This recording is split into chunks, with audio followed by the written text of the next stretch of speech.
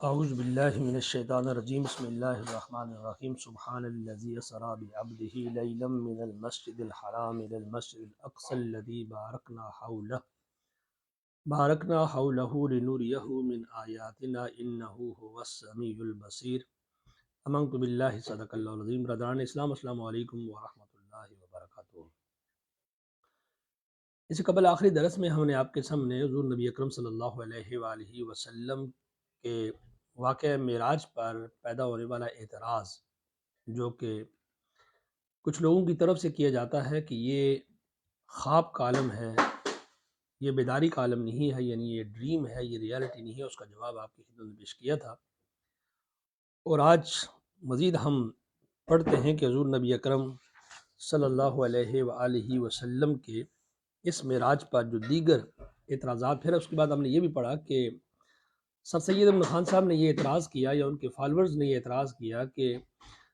اس کا معراج کا واقعہ جو ہے وہ حقیقت پر مبنی نہیں ہے، کیونکہ اس کی ریزن یہ ہے کہ یہاں پر جو احادیث مروی ہیں وہ مختلف نوع ہیں، یعنی مختلف قسم کی ہیں جن کے اندر تضادات پائے جاتے ہیں۔ تو اس حوالے سے انہوں نے کچھ ذکر کیا۔ تو ایک تضاد جو پہلا تھا وہ یہ تھا کہ انہوں نے کہا کہ یہ ایک حدیث پاک میں ہے کہ حضور نبی اکرم صلی اللہ علیہ وآلہ وسلم مکہ مکرمہ میں تھے، دوسرے میں ہے کہ وہ حرم پاک میں تھے، اور تیسرے میں ہے کہ وہ حتیم میں تھے۔ تو اس کا جواب حضور سیدی ضیاء الامت جسٹس پیر محمد کرم شاہ نظری رحمۃ اللہ علیہ نے یہ دیا کہ بنیادی طور پر یہ تمام کی تمام ایک ہی جگہ کے مختلف نام ہیں، چاہے ہم اس کو حتیم کہیں، چاہے ہم اس کو حرم شریف کہیں، چاہے ہم اس کو کعبۃ اللہ کہیں، تو یہ ساری ایک جگہ کے نام ہیں، تو اس لیے اس کے اندر کسی قسم کی کوئی تضاد والی بات جو ہے وہ نہیں۔ یعنی سر سید احمد خان صاحب نے جو دوسرا اعتراض کیا وہ یہ کہتے ہیں کہ حضور نبی اکرم صلی اللہ علیہ وآلہ وسلم جب معراج پر گئے تو یہاں پر حدیث پاک میں پھر تعارض پایا جاتا ہے، حدیث پاک میں اختلاف پایا جاتا ہے، تو لہٰذا یہ اختلاف مجھے مجبور کرتا ہے کہ میں کہوں کہ یہ حقیقت نہیں ہے بلکہ یہ خواب کا عالم ہے۔ اب یہاں وہ اعتراض کیا ذکر کرتے ہیں، پہلے اعتراض سماعت فرما لیجیے، اس کے بعد پھر آپ اس کا جواب سنیے گا۔ وہ اعتراض یہ کرتے ہیں کہ آسمانوں کے متعلق کہ جب حضور نبی اکرم صلی اللہ تعالیٰ علیہ وآلہ وسلم آسمانی دنیا پر گئے تو چھٹے آسمان کے بارے میں ہے کہ ثم صعد بی الی السماء السادسہ فاذا موسیٰ، پھر مجھے چھٹے آسمان پر لے جایا گیا جہاں وہاں موسیٰ علیہ السلام کو میں نے پایا، جن سے میری ملاقات کی۔ اور دوسری حدیث میں ہے ثم عرج بنا الی السماء السادسہ فاذا انا بموسیٰ فرحب بی ودعا لی، پھر ہمیں چھٹے آسمان کی طرف اوپر لایا گیا، وہاں میں نے موسیٰ کو پایا تو انہوں نے مجھے مرحبا کہا اور میرے لیے دعا کی۔ اور تیسری حدیث میں ہے ثم جاوزت فبکا، جب میں آگے بڑھا تو موسیٰ علیہ السلام رو پڑے۔ اب خود فرمائیے کہ حدیث کے ان کلمات میں کون سا تضاد ہے؟ یعنی یہاں پر سر سید صاحب نے جو اعتراض کیا بڑا ہی بے تکا قسم کا ان کا اعتراض ہے۔ انہوں نے کہا جی کہ 3 حدیث طیبہ ہیں، ایک میں حضور نبی اکرم صلی اللہ علیہ وآلہ وسلم نے یہ فرمایا کہ مجھے چھٹے آسمانوں پر سیدنا موسیٰ کلیم اللہ سے ملایا گیا، دوسری حدیث پاک میں ہے کہ سیدنا موسیٰ علیہ السلام نے مجھے مرحبا کہا، ویلکم کہا، اور تیسری حدیث پاک میں ہے جی کہ مجھے دیکھ کر سیدنا موسیٰ کلیم اللہ جو ہے وہ رو پڑے۔ تو لہٰذا یہ تضاد ہیں، ان تضادات کی وجہ سے میں مجبور ہوں، یعنی سر سید صاحب مجبور ہیں یہ کہنے پر کہ یہ واقعہ معراج خواب کا عالم ہے، حقیقت کا عالم نہیں ہے۔ اب اس بات کا جواب حضور سیدی ضیاء الامت رحمۃ اللہ علیہ کیا ارشاد فرماتے ہیں، سماعت فرمائیے۔ فرماتے ہیں کہ ہم مانتے ہیں کہ بعض روایات ایسی ہیں جن میں باہمی اختلاف پایا جاتا ہے، لیکن اس کے متعلق خود علماء نے تصریح کی ہے کہ جو حدیث زیادہ صحیح اور قوی تھی اس کو خود ترجیح دے دی ہے، اور جو تضاد ممتنع ہے وہ تو یہ ہے کہ دونوں روایتیں ایک ہی پائے کی ہوں۔ یعنی حدیث طیبہ کا یہ اصول ہے کہ جب 2 روایات ہوں اور دونوں کا جو جن کی سند ہے، جن کی یعنی جو اس کی چین آف حدیث جو ہے، اگر چین آف حدیث مختلف ہے، یعنی 2 حدیثیں جو ہیں، تھینک یو سو مچ جزاک اللہ یوسف، سو اگر چین آف حدیث یا ان کی باقی جو الفاظ ہیں یا روایت حدیث کو ہم کہتے ہیں، یہ تمام کی تمام چیزوں میں اگر ایک حدیث اعلیٰ پائے کی ہے اور ایک اعلیٰ پائے کی نہیں ہے تو پھر تو تضاد ہو سکتا ہے، لیکن جب ایسا ہے ہی نہیں ہے، جب آلریڈی علماء کرام نے یہ بتا دیا بھی یہ حدیث بھی ذکر کی گئی، یہ بھی ذکر کی گئی، لیکن اس کو علماء کرام نے جو ہے وہ اس کو تصریح دی ہے، اس کو انہوں نے دوسری پر ترجیح دی ہے۔ اب یہاں پر وہ تو یہ ہے کہ دونوں روایتیں کی پائے کی ہوں اور کسی کو کسی پر ترجیح نہ دی جا سکتی ہو،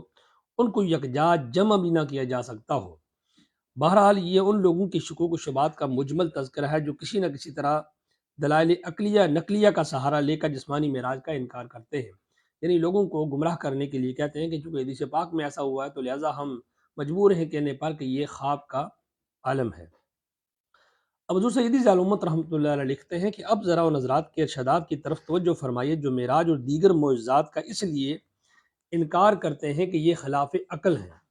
پھر وہ کہتے ہیں جناب کہ یہ جو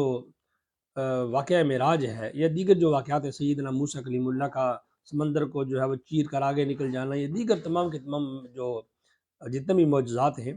اس کا انکار چونکہ وہ کرتے ہیں، لہٰذا انہوں نے معراج کا بھی انکار کیا کہ یہ ممکن ہی نہیں ہے کہ مختصر سی رات میں حضور نبی اکرم صلی اللہ علیہ وآلہ وسلم مکہ مکرمہ سے چلے اور وہاں پہنچے اور سارا کچھ ہوا۔ تو ان لوگوں کا دعویٰ یہ ہے کہ کائنات کا یہ نظام، اس میں یہ بے عدیل ارتباط اور موزونیت، بے مثل ترتیب اور یکسانیت، اس پر شاید عادل ہے کہ یہ نظام چند قوانین اور ضوابط کے مطابق عمل پیرا ہے، جنہیں قوانین فطرت یعنی لا آف نیچر کہا جاتا ہے، اور فطرت کے قانون اٹل ہیں، ان میں رد و بدل ممکن نہیں، ورنہ کائنات کا سارا نظام درہم برہم ہو جائے۔ یعنی یہاں پر لوگوں کو ایک اور طریقے سے بھی گمراہ کیا جاتا ہے، وہ یہ کہ اللہ تبارک و تعالیٰ کا جو نظام ہے وہ اٹل ہے، وہ بالکل وہ لکھا ہوا ہے، وہ ایک فائنل ورڈز ہیں، اس کے اندر کسی قسم کی تبدیلی چینجنگ جو ہے وہ نہیں ہو سکتی۔ اگر ذرا سی بھی کہیں چینجنگ ہوگی تو اس سے نظام کائنات درہم برہم ہو جائے گا۔ اس لیے ایسا ممکن نہیں ہے کہ حضور نبی اکرم صلی اللہ علیہ وآلہ وسلم نے معراج پہ گئے ہوں یا دیگر معجزات انبیاء اکرام کے ہوئے ہوں۔ اب اس کا جواب حضور سیدی ذی الامت رحمۃ اللہ علیہ یہ دیتے ہیں کہ اس لیے آپ فرماتے ہیں جی کہ عقل جو ہے وہ معجزات کو، وہ لوگ کہتے ہیں کہ عقل معجزات کو تسلیم نہیں کرتی، جو مرکلز ہیں یہ عقل میں چونکہ نہیں آتے لہٰذا ہم ان کو تسلیم نہیں کریں گے، کیونکہ معراج بھی ایک معجزہ ہے، اس لیے یہ بھی عقلاً محال ہے، یعنی ہماری عقل میں چونکہ نہیں آ سکتا تو اس لیے ہم مجبور ہیں کہ ہم اس کو تسلیم نہ کریں۔ تو اس کے متعلق گزارش یہ ہے، حضور سیدی ذی الامت رحمۃ اللہ علیہ لکھتے ہیں، اس کے متعلق گزارش یہ ہے کہ علماء اسلام نے معجزہ کی جو تعریف کی ہے وہ یہ نہیں کہ معجزہ وہ ہے جو قوانین کے خلاف ہو، اور وہ نہیں ہے کہ جو معجزہ وہ ہوتا ہے جو قوانین کے خلاف ہو اور نوامی سے قدرت سے برسر پیکار ہو، بلکہ معجزہ کی تعریف تو یہ ہے الاتیان بامر خارق للعادت یقصد به بیان الصدق من ادعا انہ رسول اللہ، یعنی یہاں پر معجزہ جو میریکل ہے جس کو ہم کہتے ہیں کہ جیسے حضور نبی اکرم صلی اللہ علیہ وآلہ وسلم نے چاند کو دو ٹکڑے کیا، حضور نبی اکرم صلی اللہ علیہ وآلہ وسلم کی انگشتان مبارک سے پانی کے چشمے نکلے، حضور نبی اکرم صلی اللہ علیہ وآلہ وسلم نے مختلف جو ہے وہ کائنات کی جو اینیملز ہیں، باقی دیگر چیزوں سے جو آپ نے گفتگو کی، حضور نبی اکرم صلی اللہ علیہ وآلہ وسلم کے ہاتھوں میں کنکروں نے جو کلمہ پڑھا، حضور نبی اکرم صلی اللہ علیہ وآلہ وسلم کے سامنے جو درخت تھے وہ چل کر ہے، جس کے بارے میں عربی شاعر نے بڑی خوبصورت اس کی عکاسی کی ہے کہ جاء الشجر نطق الحجر شق القمر باشارتہ، کہ جاء الشجر، حضور نبی اکرم صلی اللہ علیہ وآلہ وسلم نے جب ٹریز کو پکارا تو وہ ان کے پاس چل کر آگے پھر واپس بھی گئے۔ پورا یہ معجزہ ہے میرے کریم آقا صلی اللہ علیہ وآلہ وسلم کا، آپ کے ہاتھوں میں کلمہ طیبہ کنکروں نے بھی پڑھا ہے، میرے کریم آقا صلی اللہ علیہ وآلہ وسلم نے ہاتھ کی انگلی سے چاند کو دو ٹکڑے بھی کیا ہے، یعنی یہ ساری کی ساری جو باتیں ہوئی اس کو ہم معجزہ کہتے ہیں۔ اور معجزہ کی تعریف یہ کی جاتی ہے کہ الاتیان بامر خارق للعادت یقصد به بیان الصدق من ادعا انہ رسول اللہ۔ اب یہاں پر یہ کتاب جو عقائد کی جو کتب ہیں، بیلیو کی جو کتب ہیں، ان کے اندر یہ تعریف کی گئی ہے، یعنی مدعی رسالت کی سچائی، یعنی معجزہ کیوں کیا جاتا ہے؟ مدعی رسالت کی سچائی ثابت کرنے کے لیے، یعنی کسی رسول کو سچا ثابت کرنے کے لیے، کسی رسول کو سچا ثابت کرنے کے لیے معجزہ جو ہے وہ پیش کیا جاتا ہے، اور یعنی ثابت کرنے کے لیے کسی ایسے امر کا ظہور پذیر ہونا جو عادت کے خلاف ہو، یعنی جو چیز نارملی عادت میں ایسی نہ ہوئی ہو لیکن نارملی سسٹم کے خلاف ہو، عادت کے خلاف ہو، اسے معجزہ کہتے ہیں۔ یہ تعریف نہیں کی گئی کہ معجزہ وہ ہے جو قانون فطرت اور نوامیس سے قدرت کے خلاف ہو، اور پھر ان لوگوں کا اعتراض تو تب قابل التفات ہوتا جب معجزہ کو نوامی سے قدرت کے خلاف مانا جاتا۔ ہو سکتا ہے کہ یہ معجزات قانون فطرت کے مطابق ہی روپذیر ہوں، لیکن ابھی تک وہ قانون فطرت ہمارے ادراک کے سرحد سے ماورا ہے۔ یہ دعویٰ کرنا کہ فطرت کے تمام قوانین بے نقاب ہو چکے ہیں اور ذہن انسانی کا احاطہ کر لیا گیا ہے، انتہائی مضحکہ خیز ہے اور غیر معقول ہے۔ آج تک کسی فلسفی یا سائنسدان نے اس بات کا دعویٰ نہیں کیا۔ یعنی جیسے ہم کہتے ہیں کہ حضور نبی اکرم صلی اللہ علیہ وآلہ وسلم کی مستان مبارک سے پانی کے چشمے نکلے، یا چاند جو ٹکڑے ہوا، یا سارا آپ صلی اللہ علیہ وسلم معراج پر گئے، کہتے ہیں ہو سکتا ہے کہ یہ ساری کی ساری چیزیں ممکنات میں سے ہوں، لیکن ابھی تک ہم وہاں نہیں پہنچ سکے۔ جب ہم پہنچیں گے، جب ہم اپنے علم پر کوشش کریں گے، اسی لیے اسلام جو ہے یا قرآن جو ہے وہ سائنس کا مخالف نہیں ہے۔ ایک بہت بڑا مغالطہ ہے جو عام طور پر کچھ جوہلاء نے یہ کر رکھا ہے، بیان کر رکھا ہے، چاہے ان کا تعلق دینی طبقہ سے ہے یا چاہے ان کا تعلق جو ہے وہ دیگر دنیاوی تعلیم سے ہے، جو یہ سوچتے ہیں کہ قرآن جو ہے وہ سائنس کے خلاف ہے۔ قرآن سائنس کے خلاف نہیں ہے۔ قرآن کریم نے تو بار بار یہ درس دیا، فَلَا يَتَدَبَّرُونَ الْقُرْآنَ أَمْ عَلَىٰ قُلُوبٍ أَقْفَالُهَا، کہ یہ لوگ قرآن کے بارے میں کیوں غور و فکر نہیں کرتے؟ کیا ان کے دلوں پر تالے لگے ہوئے ہیں؟ قرآن کریم نے بار بار یہ تفکرون، یتدبرون کے الفاظ استعمال کیے، یاقلون کیا فلا یاقلون کا لفظ استعمال کیا، کہ یہ لوگ عقل استعمال کیوں نہیں کرتے؟ گویا کہ سائنس جو ہے وہ اسلام کے خلاف نہیں ہے۔ ہاں البتہ ایک رول اسلام نے ہمیں ضرور دیا ہے کہ جب دو نظریات ہوں، ایک قرآن کے مطابق ہو اور ایک قرآن کے خلاف ہو، تو ہم نے اس نظریے کو ماننا ہے جو قرآن کے مطابق ہو، کیونکہ جو تھیوری آف قرآن ہے دس از 110% کریکٹ، یعنی اس میں کوئی چینجنگ نہیں ہو سکتی، کوئی غلط نہیں ہو سکتا، کیونکہ قرآن کی تھیوری اس نے دی ہے جس نے خود فرمایا in the beginning of this book ذَلِكَ الْكِتَابُ لَا رَيْبَ فِيهِ، that is a book there is no any doubt۔ اس کے مقابلہ میں ہم جس بھی سائنسدان کی کتاب پڑھیں گے تو ہر سائنسدان نے یہی لکھا کہ جی میں نے یہ کتاب لکھی ہے بڑی کوشش سے، بڑی محنت سے، لیکن I am also a human being, maybe you people find some error here, so please contact with me, inshallah I will correct these error in the next edition۔ ہر کسی نے یہ کہا کہ ہم اگلے ایڈیشن میں اس کو ٹھیک کر دیں گے، غلطی جو ہوگی ہم سے، لیکن قرآن کے دینے والے نے یہ نہیں کہا کہ یہ میرا ایڈیشن جو قرآن کا آ رہا ہے ہو سکتا ہے کوئی مسٹیک رہ گئی ہو تو نیکسٹ ہم ٹھیک کر دیں گے، ایسا نہیں کہا، بلکہ اللہ کریم نے شروع میں فرمایا الف لام میم ذالک الکتاب لا ریب فیہ۔ ایک بہت بڑا دعویٰ ہے قرآن کی صداقت کا کہ یہ وہ بک ہے جس کے اندر کسی قسم کا کوئی ڈاؤٹ جو ہے وہ نہیں ہے۔ ابھی ہم حضرت سیدی ذالمت رحمۃ اللہ علیہ لکھتے ہیں کہ ہو سکتا ہے بہت ساری وہ چیزیں جو ابھی تک ہم لوگوں نے سائنس کی جو ہے وہ ہو چکی ہیں، یا ابھی تک قانون جو ہے وہ ابھی تک ہمارے سامنے واضح نہیں ہوئے۔ نیز قوانین فطرت کے متعلق یہ خیال کرنا کہ وہ اٹل اور غیر متغیر ہیں، یہ بھی ناقابل تسلیم ہے۔ یہ خیال تب قابل تسلیم ہوتا جب ان قوانین کو ہر قسم کے نقص اور عیب سے مبرہ سمجھ لیا جائے اور ان کے بارے میں یہ عقیدہ اختیار کر لیا جائے کہ اس کائنات کی آزمائش اور زیبائش کے لیے ایسی یہی قوانین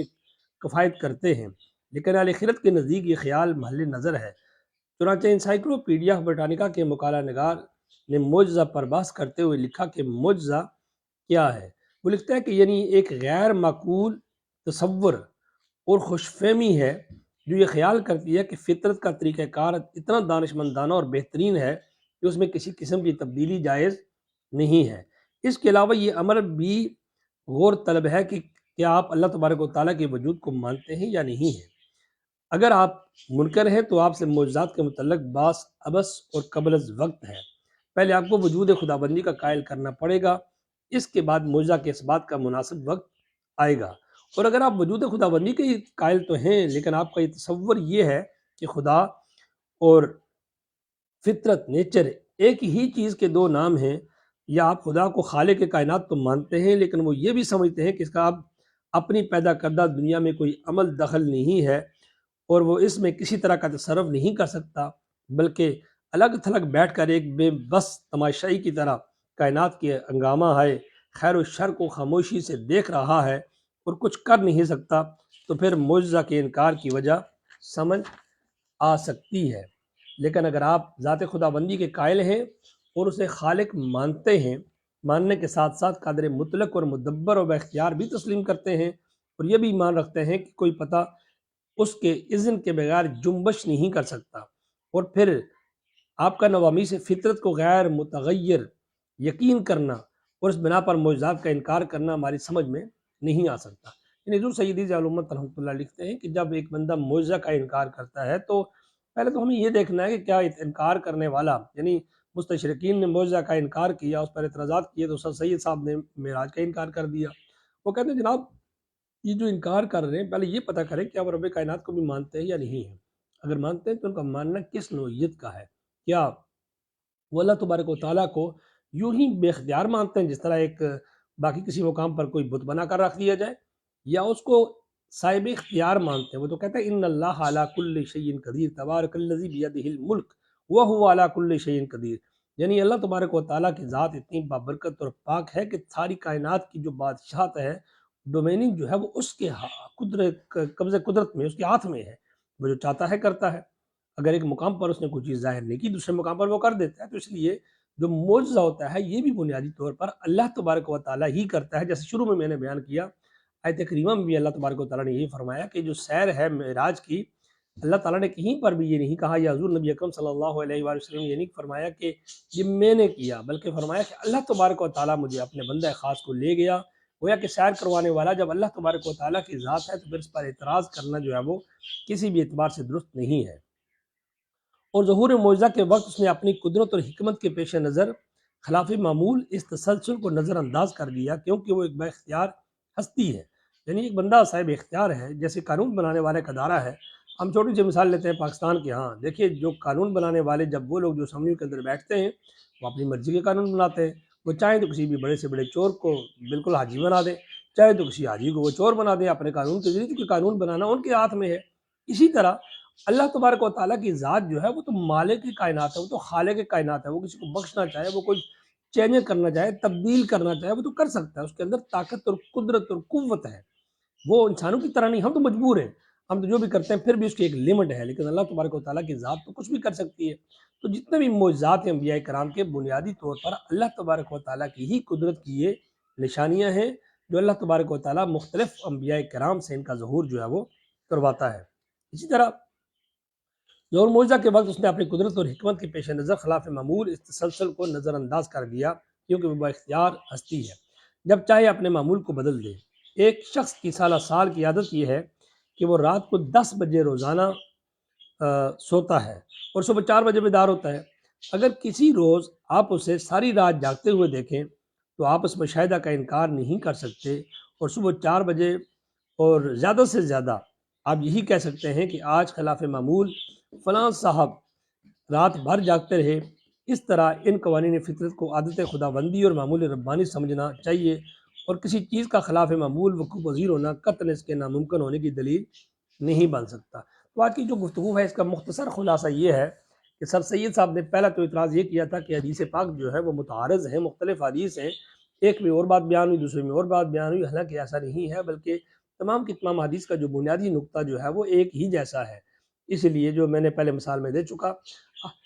اب دوسری بات جو معجزہ پر کی گئی وہ یہ کی گئی کہ معجزہ جو ہے خلاف عقل ہے، یہ اللہ تبارک و تعالیٰ کی قدرت کے خلاف ہے، یعنی جو اللہ تعالیٰ نے جو نیچر کا جو سسٹم بنا رکھا ہے اس کو یہ بریک کر دیتا ہے۔ اس کا جواب یہاں یہ دیا گیا کہ معجزہ بنیادی طور پر اللہ تبارک و تعالیٰ کی ذات ہی کرتی ہے، اور انبیاء کرام سے یہ صادر ہوتا ہے۔ اور اسی طرح یہ انبیاء کرام کے بعد بھی اگر کوئی ہم ایسی کوئی بات دیکھتے ہیں جو کہ اس نوعیت کی ہوتی ہے، جو کہ خلاف عقل ہوتی ہے، بعض اوقات ہمارے کچھ نادان لوگ اس کا انکار کر دیتے ہیں، کہتے ہیں جی یہ کیسے ہو گیا۔ جیسے آج کل ہمارے وہ ایک مرزا صاحب جو ہیں وہ اولیاء کرام کی کرامات کے حوالے سے ڈرامہ بازی کرتے ہیں، کہتے ہیں یہ کیسے ہو گیا۔ اس کو ہم کرامت کہتے ہیں، یہ بھی بنیادی طور پر اللہ تبارک و تعالیٰ کی طرف سے ہی ہوتا ہے، اسی کی قدرت سے ہوتا ہے، لیکن یہ ہوتا ہے اللہ کے کسی ولی سے ہے۔ اور جس قسم کے کام جو ہے وہ بعض اوقات ایک غیر مسلم بھی کر سکتا ہے، اور وہ جو کرتا ہے اس کو کہتے ہیں استدراج۔ اور استدراج جو ہوتا ہے یہ شیطانی طاقت سے ہوتا ہے، شیطانی قوتیں شو کرتی ہیں، لیکن وہ پختہ نہیں ہوتا، اس کے اندر وہ حقائق نہیں ہوتے جو حقائق معجزہ کے اندر یا کرامت کے اندر ہوتے ہیں۔ دعا ہے اللہ کریم کی ذات سے کہ اللہ کریم عمل کی توفیق عطا فرمائے۔ انشاءاللہ کل پھر آپ سے اسی وقت ملیں گے۔ امید ہے کل بھی آپ اسی طرح ہمارے ساتھ رہیں گے اور اس خوبصورت گفتگو کو آپ ضرور سنیں گے جو حضور نبی اکرم صلی اللہ علیہ وآلہ وسلم کی اہم ترین معجزہ معراج کے بارے میں ہے۔ اپنا خیال رکھیے گا۔ اللہ حافظ۔ السلام علیکم ورحمۃ اللہ وبرکاتہ۔